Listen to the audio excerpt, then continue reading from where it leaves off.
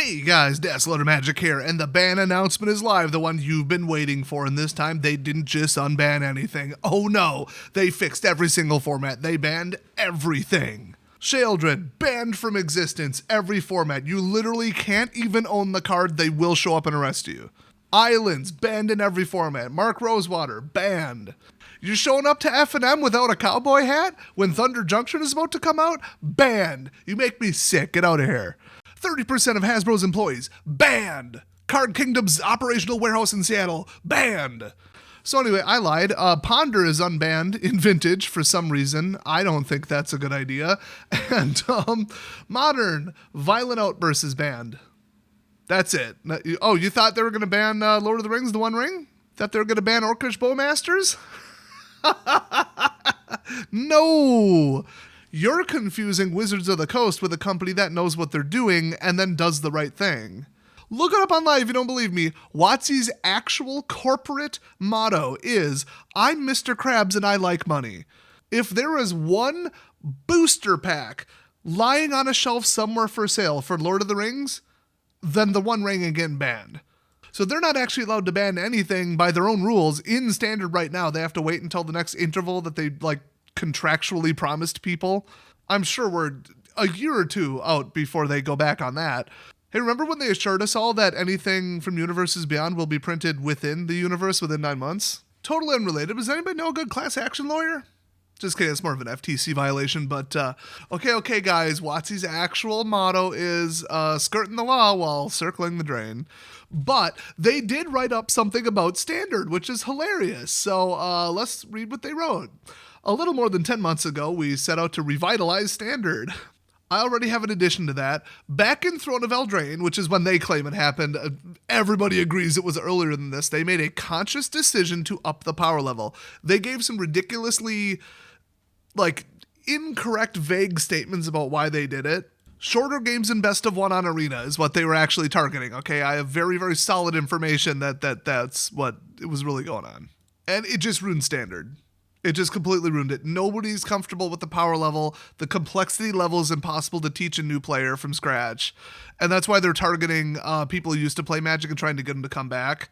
Because that's the only thing they have left. Okay, there's no simple, easy format to teach people except for kitchen table, whatever, blah. And then people just get out 10-year-old decks and don't, buy anything or participate in structured play. So now, fast forward to now, nobody is playing Standard Constructed at F&M. It's basically a dead format, and the only thing it's limping along on is Arena. So that's the little catch up in case you're new. A lot of people actually on my channel lately have been really new to Magic, so I thought, okay, well, give you the little Spark Notes version of it there. Now, with my proven and factual account of the health of Standard right now, based on real statistics and a mix of anecdotes backing them up, let's read what WOTC says about it. I'm just going to blow through it and try not to have a stroke, and then I'm going to let you know what I think about what they said. A little more than 10 months ago, we set out to revitalize Standard. We updated the rotation, tweaked our banning philosophy, added even more events and opportunities to play, and released several new sets. Yes, several. And we're thrilled to say that Standard is incredibly healthy right now. Really. Both in terms of play environment and the interest in playing the format. Really. Over the past year, the number of players participating in tabletop Standard play has trended upward, culminating this past week with numbers higher than any other week since the pandemic.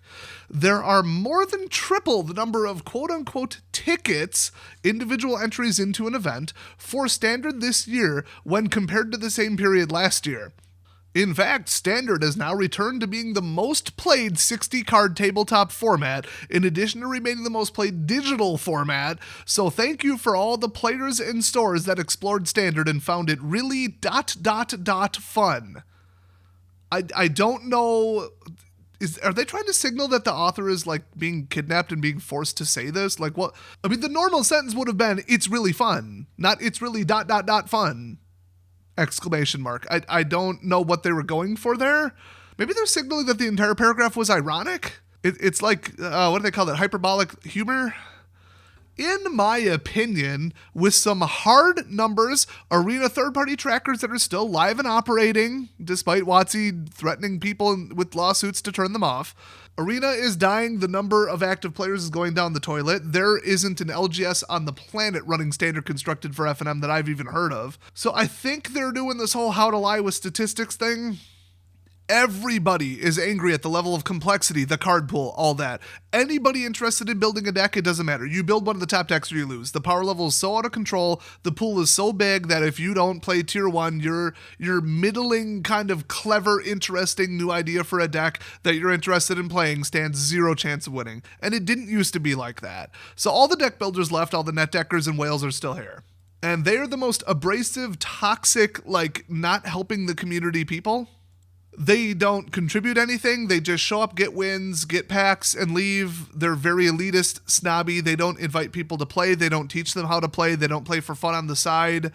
They're just there because they're there. It's just what they've always done. They get some little boost to their ego about winning with somebody else's deck, somebody else's work, and they convince themselves and their delusional minds that winning at F&M against people who just want to show up and have fun and run interesting decks is like some kind of accomplishment when they did absolutely nothing but learn to pilot one stupid deck. And then when a ban announcement comes out or a new set with new cards that completely undercut their deck's power level, they whine and whine and whine on Twitter because they can't just go in autopilot mode and low effort get wins. I mean, that's the type of people that are left in standard constructed, which is why everybody else left.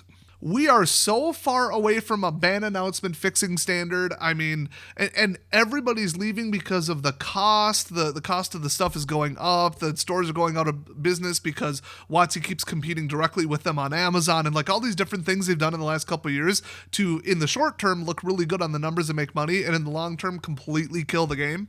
And now it's starting to catch up to them. So for them to say, oh, it's more popular than ever, if you take each individual statement or sentence in that explanation of how great it's doing, you can break down why it's not actually true and they're being misleading with it. I'm not going to do it because this is the ban announcement video, but I just wanted to say that if you read this section of the standard announcement, it is 100% misleading and lies. In my opinion, with the information that I'm aware of and have seen. Sue me, Wizards. We'll go to Discovery and see what truth is. That'll be fun.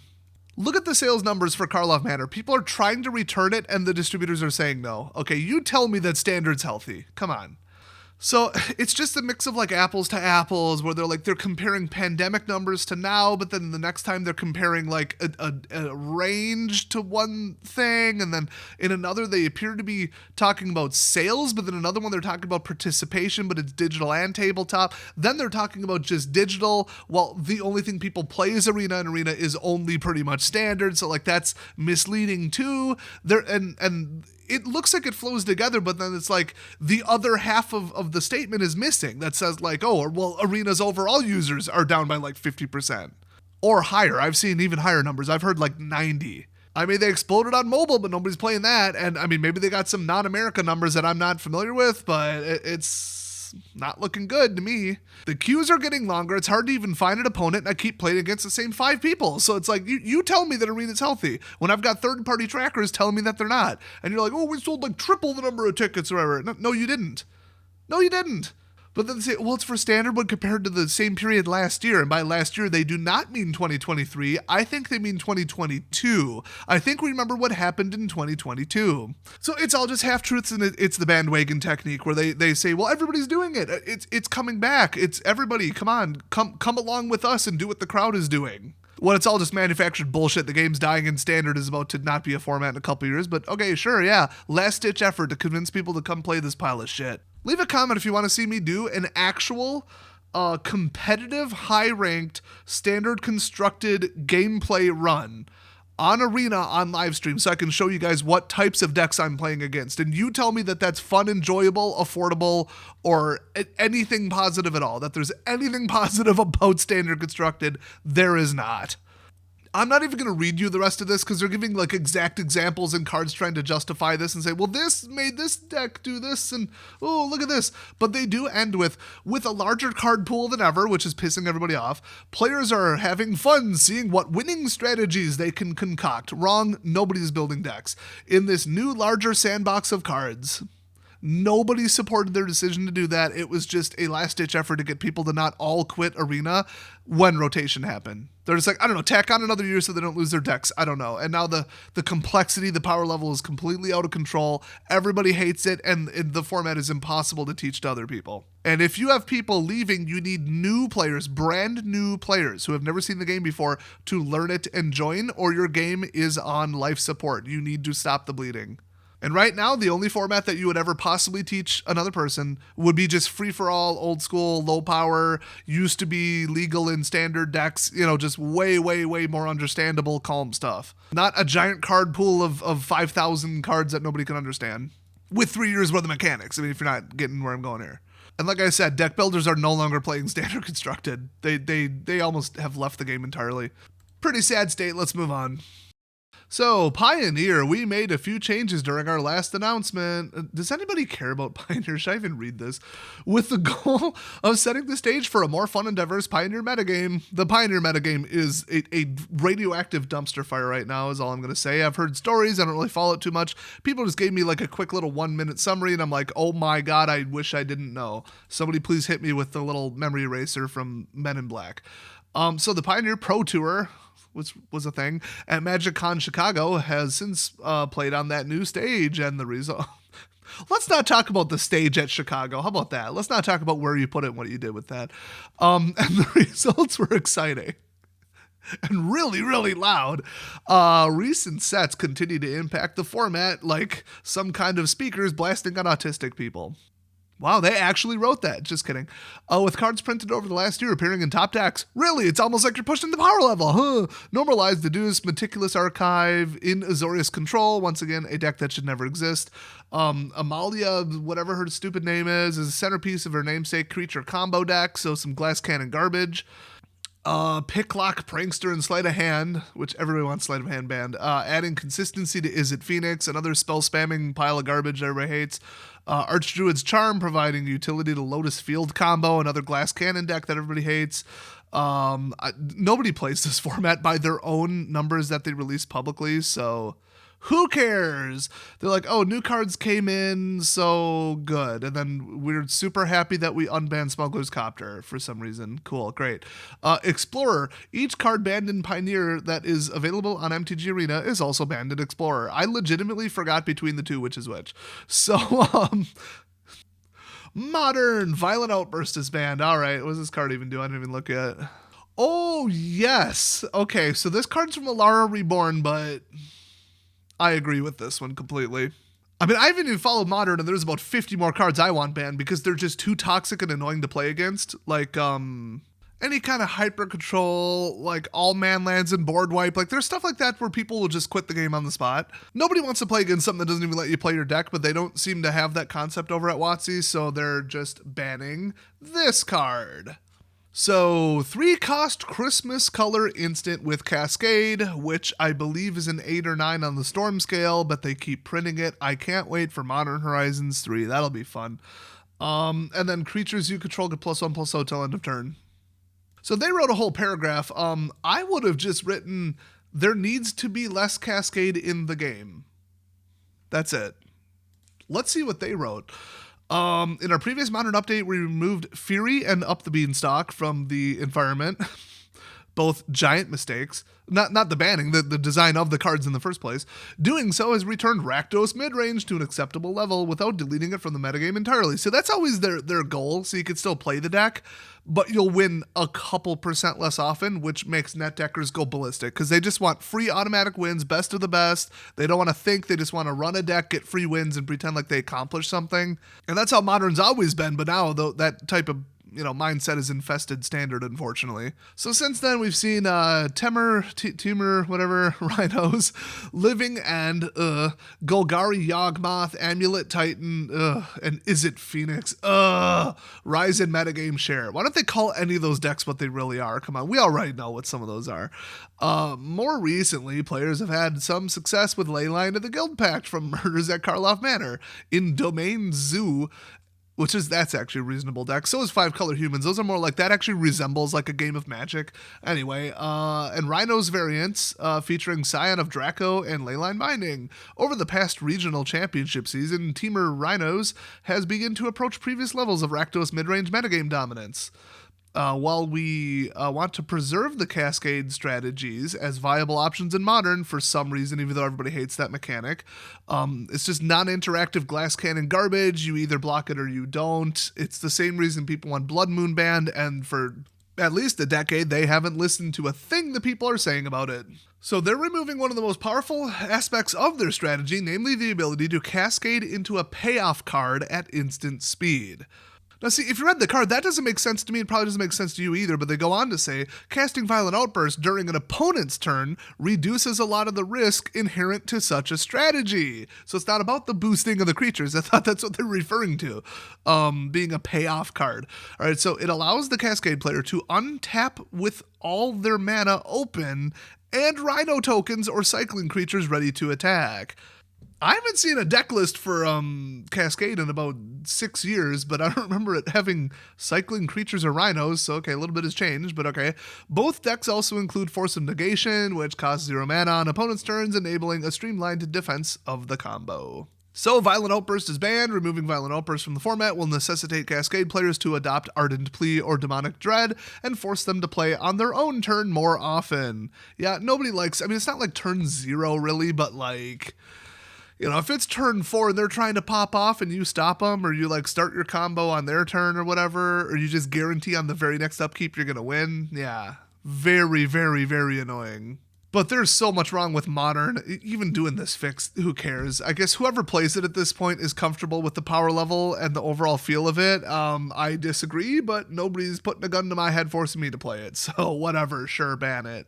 Like I said, on the surface, I do agree with we need less Cascade decks and Cascade decks to be weaker. I would just ban the entire mechanic and tell everybody with the deck to piss off. But I don't work at WOTC. If I did, I would be petitioning Congress to make it a federal offense to run a mill deck. So Legacy. The Legacy format has changed slightly since we last checked in. I wonder if it's because they keep printing overpowered crap. I wonder if that's it.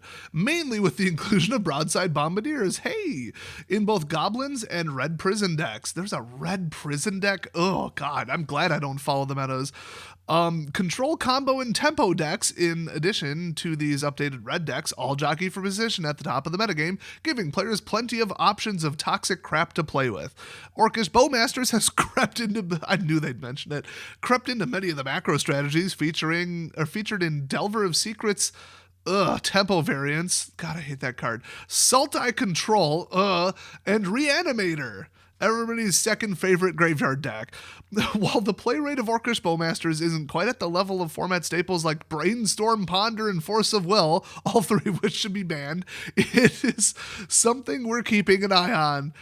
For the time being, we're happy with the fact that many different decks can win at the top levels of Legacy. Look, Legacy and Vintage are a complete and utter joke, so like saying, haha, ban all the toxic cards, you're looking at like 500 cards that should be banned. So that one I'm comfortable leaving just as is and making jokes about it and then continuing to ignore it while actively calling Legacy and Vintage a different game than Magic the Gathering. Because they are. None of those cards were supposed to work together in that way. You were never supposed to win that fast. It's not Magic the Gathering. It's a different game, the end period. All right, so moving on. Vintage. Ponder is unrestricted for God knows what reason. I'm actually curious about this one because this was a terrible idea. Ponder has been restricted in Vintage since 2008. It's not necessarily true that we want to reintroduce every card that has been restricted for over a decade, but evidence suggests that Ponder is ready to come back into the 4 of club. While not much has changed in Vintage since our last announcement, then why are you rocking the boat? We believe that spell-based combo decks in Vintage could use a little boost. Well, and I think anybody in Vintage needs at least a welfare check, if not an outright psychological evaluation. So, I mean, to each their own, I guess. So, they believe that spell combo decks in Vintage could use a little boost. The top of the metagame features decks like Lurrus Saga, which I could have sworn Lurrus was banned in Vintage. It was like a big headline. Okay, whatever. Initiative and Mishra. Oh god, Initiative and Mishra's Workshop shells. Even if many of the Lurrus decks contain blue, they generally feature 0 copies of Ponder. Well, they could legally run 1. That's what restricted means. So why do you think giving them access to 4 is going to make them not run 0? I don't see the connection there, but okay. While this shouldn't cause a huge shift, it should give a few percentage points back to decks looking to find specific cards to enact their strategy more consistently. And by strategy, they mean turn 0 glass cannon bullshit. Vintage! It's just overpriced coin flipping. If you're not familiar, whoever goes first in Vintage tends to win. I think it's like 80% of the time. So it's literally just competitive coin flipping that costs like 20 grand. And at least one, I think multiple players have sued each other over damaging their $10,000 cards while shuffling because they were butthurt over losing at the tournament. So that's the kind of people that play Vintage. They usually roll up on like a horse after their polo tournament, I guess. I have zero respect for it and I don't give a shit. So yeah, this fixes nothing. Everybody in every format I've seen online has been like, oh, they have to ban this, they have to ban this, they have to ban this, and absolutely nothing, dead ass zero that people were calling for has been banned. So congrats to WOTC again for just leaving these formats in the game on life support while lying to our face somehow about the popularity of Standard. I don't know where the relative comparison point is. That I think that's where they're kind of lying with the statistics. But Standard is dead. Don't believe a word they say. And if they want to prove it, show me the raw numbers and how you got to this comparison. So keep protesting, everybody, by playing Commander. You know, you make the rules, your play group runs everything, old school, anything goes, whatever you want. And continue to not give WOTC any money while they keep behaving like this. And stay away from Arena, as I have very strong evidence it's becoming more and more rigged every day.